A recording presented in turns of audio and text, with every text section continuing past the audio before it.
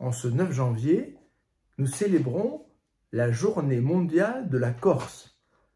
La Corse, à ma connaissance, est la seule île au monde à bénéficier d'une journée mondiale, ce qui est un immense honneur accordé à l'île de beauté.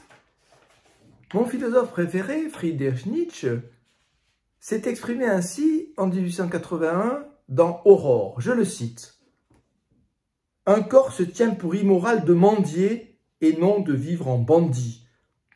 Les meurtres de la vendetta sont même moraux, l'orgueil comme critère. » On sent l'admiration de Nietzsche qui vibre dans ses formules. C'est l'occasion pour nous de dire un mot des relations de Nietzsche avec l'île de Napoléon. Nietzsche a rêvé à 3 reprises au moins, a projeté même, de s'installer en Corse.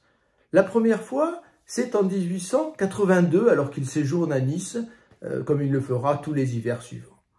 Et en 1882, il rêve de s'installer en Corse et d'y découvrir, d'aller sur les traces de Napoléon. Il vient d'écrire un très beau livre, Le Gai Savoir, qui évoque à plusieurs reprises la figure de Napoléon, Napoléon qualifié par lui de dernier homme de la Renaissance.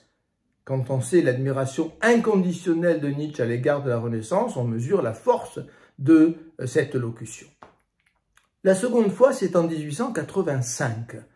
Il séjourne, comme il le fait tous les étés, dans le canton suisse des Grisons, à Sils Maria, et il écrit une très belle lettre à son secrétaire musicien Heinrich Köselitz. Il l'a rebaptisé Peter Gast, car il jugeait que ce nom de Köselitz était trop compliqué, imprononçable, et qu'il était incompatible avec la célébrité qui, selon lui, attendait le musicien Köselitz.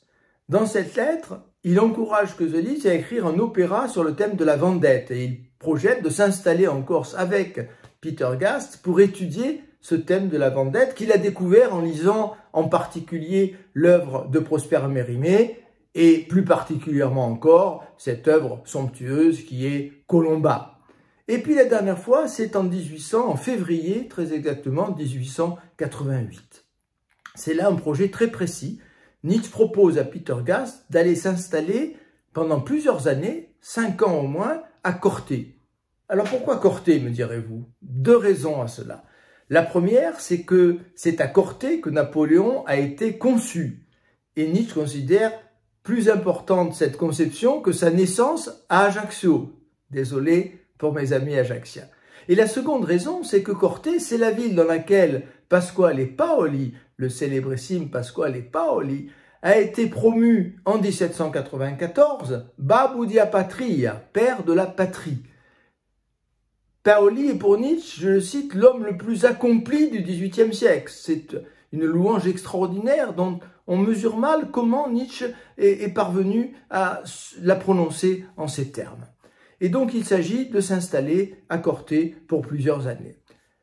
Nietzsche évoque dans cette très belle lettre à Peter Gast la fierté corse. Laissez-moi le citer encore une fois.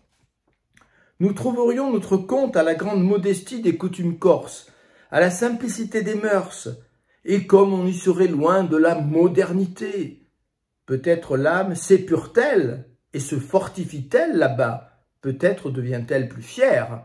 Vous et moi ne sommes pas assez fiers. » Alors s'il revenait parmi nous, Nietzsche maintiendrait-il ce jugement sur la fierté corse, sur la résistance corse à la modernité? Je n'en suis hélas pas tout à fait certain. Il n'empêche que j'ai souvent rêvé que ces projets qui ont tous échoué aboutissent. J'ai souvent imaginé un Nietzsche qui s'installe à Corté en 1888. J'ai souvent rêvé que l'île de beauté lui accorde quelques années supplémentaires pour écrire l'œuvre majeure dont il rêvait, qui aurait balayé tous les contresens accumulés sur sa philosophie. Je ne peux pas m'empêcher ce rêve d'une installation en Corse qui aurait modifié profondément le devenir de notre philosophe.